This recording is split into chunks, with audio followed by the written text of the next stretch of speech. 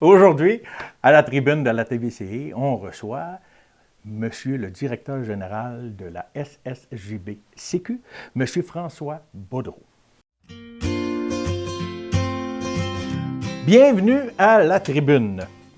Bonjour et merci d'être parmi nous dans les studios de la TVCI, Monsieur Baudreau. Bien, merci de m'accueillir. J'espère que vous allez bien. Bien sûr, bien sûr.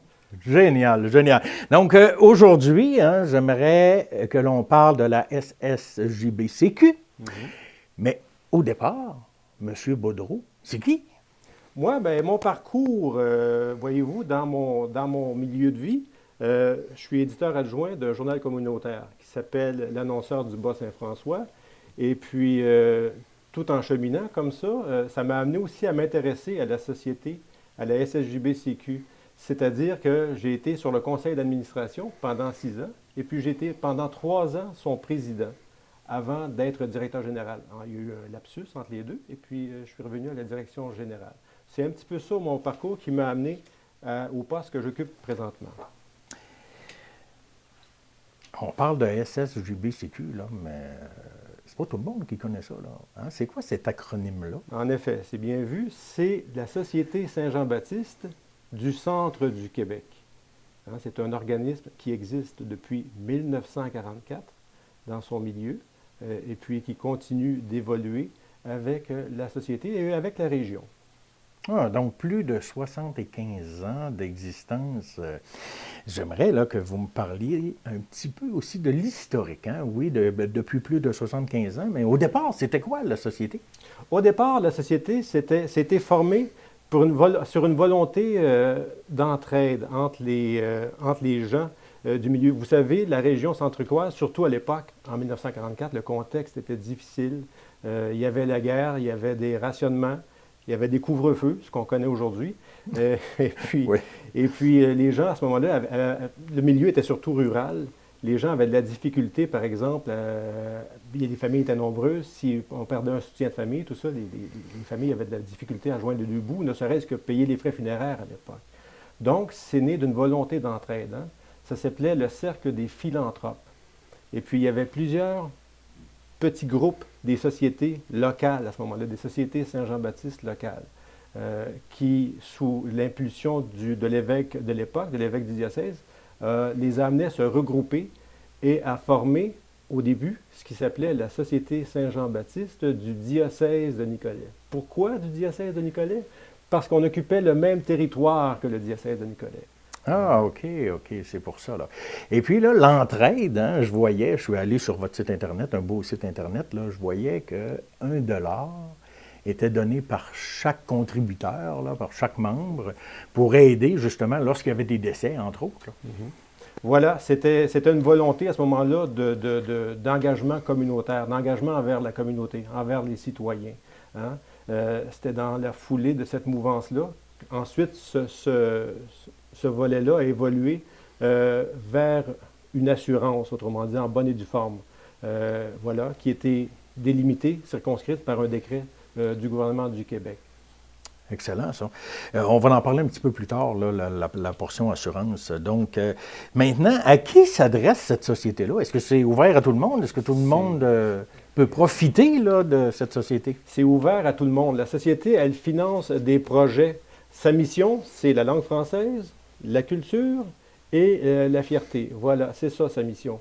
Donc, tout ce qui a trait à ces volets-là, la société va appuyer les initiatives qui émanent des communautés, que ce soit du milieu de l'enseignement, que ce soit des initiatives citoyennes, que ce soit aussi des activités qui émanent des organismes communautaires. On est derrière ces... Puis on chapeaute aussi des événements plus importants. Vous avez sans doute entendu parler des Jeudis en chanson. Bien, effectivement, dans l'érable, il y en a. Bien sûr. Donc, en 2022, cet événement-là revient en force partout dans le centre du Québec. On a déjà 32 inscriptions. On en attend encore d'autres, ce qui est une bonne année pour ce type d'événement-là. On a aussi la Fête nationale. C'est un mandat qui nous est confié par le gouvernement du Québec. Donc, on coordonne la Fête nationale partout au centre du Québec. Il y a le concours à la recherche d'un auteur. Et il y a aussi, vous savez, comment on est au mois de février, donc le 21 janvier, c'était une date spéciale. Oui, la journée du Fleur-de-Lysée. Hein? Ben oui, vous l'avez en mille. C'est un événement qui est encore assez méconnu, une commémoration qui est encore assez méconnue.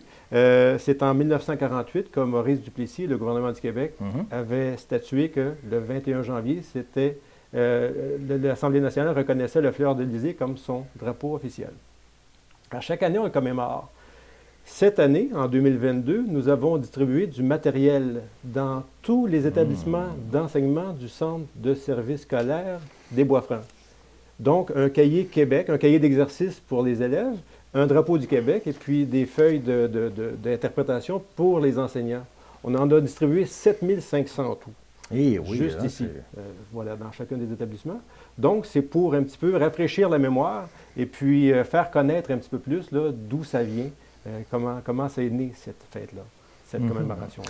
Je voyais aussi toujours sur votre site Internet l'organisation de concours littéraires aussi. Oui, hein? oui. Ça, c'est très intéressant. C'est très intéressant. Ça aussi, évidemment, dans chaque établissement scolaire qui souhaite participer, on travaille en collaboration avec un auteur. Cette année, c'est Simon Lafrance. C'est un auteur un petit peu là, pas d'horreur, mais tu sais, de suspense. Okay, oui, c'est ça, justement. Lui, il a écrit une prémisse, c'est-à-dire un début d'histoire. Un début d'histoire pour des élèves du premier cycle du secondaire puis du deuxième cycle du secondaire, qui est un petit peu différente. Et puis, les élèves sont invités à ce moment-là à compléter, à écrire une courte nouvelle. Et puis, cette nouvelle-là vont être recueillies, ensuite, on va en choisir, on a un jury qui va sélectionner différentes nouvelles et qui vont être regroupées dans un recueil. Voilà. C'est comme ça se passe à chaque année. Et puis ça, c'est à travers tous les centres de services scolaires du Centre du Québec. C'est un concours qui est très prisé. Il y a des bourses qui sont remises aux participants, aux participantes à chaque année. Et voilà, c'est un concours qui est très, très, très en ligne avec la mission de la société. Effectivement. Est-ce qu'il y a au niveau du monde scolaire, au niveau des professeurs, est-ce qu'ils s'approprient, les profs de français, on pourrait dire, est-ce qu'ils s'approprient ce projet-là à tous les ans? Ah oui, absolument. On a une bonne réponse, on a un bon taux de réponse, malgré les difficultés que la pandémie entraîne. Oui. Les enseignants et enseignantes font un travail admirable, continue quand même d'appuyer toutes les initiatives, dont celle-là, notamment. Oui. On a touché le point des assurances tout à l'heure. J'aimerais en savoir davantage, parce qu'on sait que ça date depuis le 1 $ qui était donné, mais aujourd'hui, qu'est-ce que c'est? Combien de personnes aussi sont assurées chez vous? Bien, vous faites bien de mentionner ce point-là, parce que c'est le moteur financier de la Société Saint-Jean-Baptiste du Centre du Québec, de la SSJBCQ. C'est-à-dire que la société, son financement, il est autonome. Il ne dépend pas d'un gouvernement ou d'une autre source. C'est des fonds qui sont autogénérés. Grâce à une banque de 20 000 assurés qui sont régis par un décret du gouvernement du Québec, c'est-à-dire que c'est un produit qui est exclusif aux sociétés Saint-Jean-Baptiste. Donc, c'est un produit, c'est une assurance vie dont le montant maximum est de 25 000 qui est à détention, qui découle, autrement dit, d'une volonté d'entraide. Donc, c'est une assurance dont les primes sont stables à travers les années, qui n'a pas de mauvaises surprises, qui paye la journée même du décès. Par exemple, c'est un produit qui est très prisé par les clients de la société. Voilà. Donc, puis ces bénéfices-là qui sont tirés de la vente de ces produits-là servent à financer ce dont on a parlé tantôt, les différents volets en lien avec la mission de la société. 20 000 personnes qui sont inscrites, qui sont assurées à la société. Est-ce que c'est seulement ouvert aux résidents du Centre du Québec ou c'est ouvert à la population québécoise? On privilégie le Centre du Québec, évidemment, mais il y a des gens qui sont de l'extérieur et qui s'assurent chez nous. Vous savez, avec les différentes vagues de migration qu'il y a eu depuis 1944, il se passe qu'il y a des gens qui sont à l'extérieur et puis il y a des gens ici, des fois, qui sont parents dont les enfants partent étudier, travailler ailleurs, tout ça, puis qui continuent de faire affaire, de faire confiance à ce produit-là. Donc, il y en a un petit peu partout, mais majoritairement, c'est le Centre du Québec. Et il y a des agents de distribution, je vois, on ne veut pas faire la promotion des assurances, mais quand même, puisque c'est votre levier financier. Hein. Donc, comment on fait, comment moi, Yannick Lapierre, là, peut faire pour demander une assurance? J'appelle directement chez vous et je vois qu'il y a des agents de distribution aussi là, sur votre site Internet. Là. Absolument. Vous pouvez faire affaire avec un agent, une agente de distribution. Vous pouvez téléphoner directement au bureau. Vous pouvez, sur le site Internet de la ssjbcq.québec, vous avez aussi beaucoup d'informations sur ce volet-là. Et puis, il n'y a pas d'obligation, hein, il n'y a pas de pression. Vous envoyez un courriel, tout simplement. Et puis, on vous rappelle. On en jase avec vous. Vous voyez. Simple comme ça. Pas de pression, c'est plaisant, ça? Ben oui, bien sûr. Je veux pas qu'on parle de COVID, hein, mais quand je reçois des gens, j'aime bien savoir qu'est-ce qu'ils ont fait pendant cette fameuse pandémie. Est-ce que la société était active? C'est comment que ça s'est passé chez vous un petit peu? Bien, plusieurs de nos activités impliquent des rassemblements. On parle des jeudis en chanson, on parle de la fête nationale, par exemple, et où on parle aussi du concours littéraire qui culminait avec un gala. A fallu mettre un frein à ça pendant la pandémie, évidemment. Donc, ça nous a un petit peu forcé à trouver des façons alternatives de poursuivre notre mission. C'est-à-dire plus avec des moyens audiovisuels, avec des moyens, évidemment, avec le recours aux réseaux sociaux, voilà, mais surtout avec des moyens audiovisuels qu'on a mis en œuvre depuis 2 ans, et puis dont on est en train de les apprivoiser. On n'est pas aussi bon qu'ici, à la télévision, mais quand même, on s'en vient avec ça, tu sais. Puis on a le concours, là, on est en train de se forger une expertise à ce niveau-là pour actualiser notre mission. Hein. Vous savez, à l'heure actuelle, évidemment, les gens sont plus derrière un écran où, bon, il faut aller les rejoindre encore, il faut aller au-devant d'eux, là.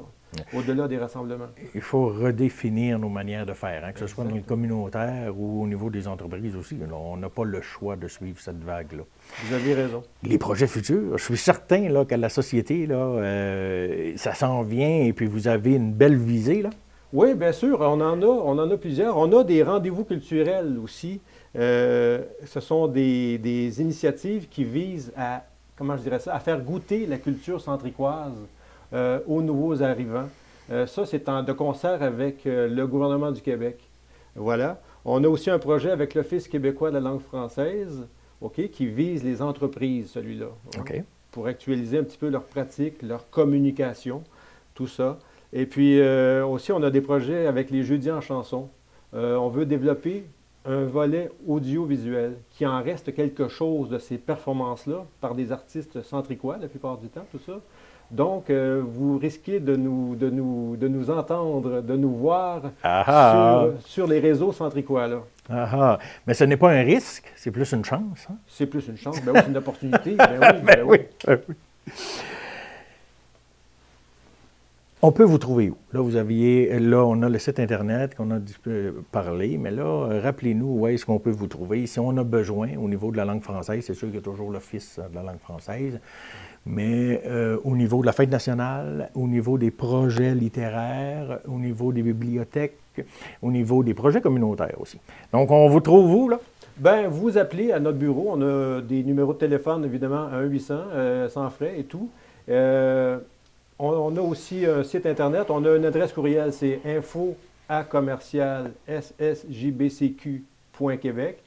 Vous envoyez vos demandes, on vous rappelle. Écoutez, on voit avec vous si vous avez besoin de financement pour une initiative qui est en lien avec la mission, c'est-à-dire la langue française, hein, la fierté et la culture.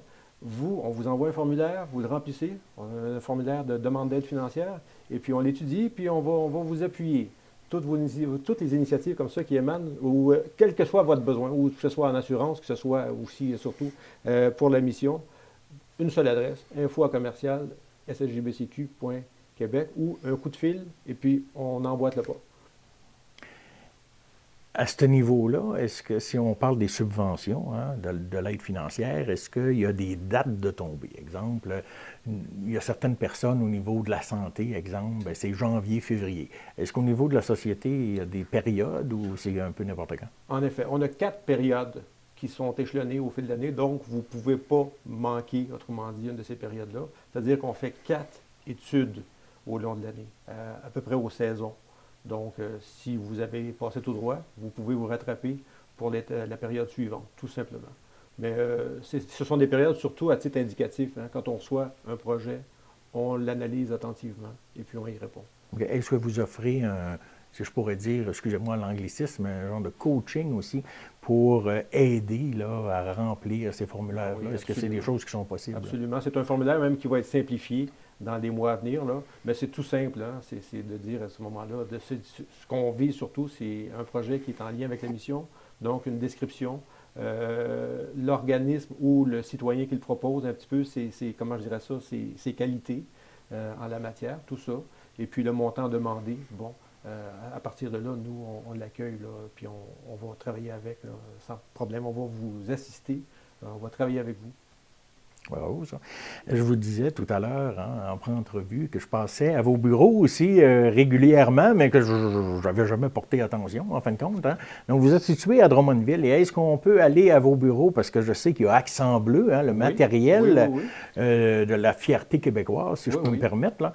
Donc, vous savez, comme tous les gens au centre du Québec, vous êtes toujours les bienvenus chez nous. Alors, ça nous fait plaisir de vous accueillir quand vous voulez, sur nos heures d'ouverture. On est là pour vous. Vos heures d'ouverture, est-ce que c'est du lundi au vendredi? Du lundi au vendredi, de 9h à 16h30, avec une pause pour l'heure du lunch, le midi. Voilà. Bien sûr, bien sûr. Donc, je vais vous laisser le mot de la fin, hein, M. Bodreau. Et qu'est-ce que vous désirez que les gens de la MRC de l'Érable, il y a un petit peu partout, puisqu'on est diffusé sur YouTube aussi, qu'est-ce que vous voulez que les gens retiennent de la société? Et qu'est-ce que vous voulez dire aussi aux gens de la MRC de l'Érable? Bien, les gens de la MRC ici, ou les gens du territoire ici, on finance, bon an, mal an, on finance une centaine de projets qui émanent de votre milieu. Alors, ça nous fait toujours plaisir d'accueillir vos initiatives. Si vous avez des idées, des projets, que vous travaillez pour un organisme, ou que vous êtes bénévole, ou que, à titre de citoyen, vous êtes bienvenus de communiquer avec nous pour vos projets, que ce soit en matière de langue française, de fierté ou de culture québécoise. Écoutez, nos portes sont ouvertes. On attend de vos nouvelles et puis vous serez bien accueillis. Eh bien, merci à toute l'équipe de la Société. Merci, M. Bodreau, d'être présent dans votre communauté. On ressent toujours avec les organismes communautaires un sentiment de solidarité et d'entraide. Donc, on se revoit bientôt pour une autre émission de La Tribune, la TVCE pour notre communauté.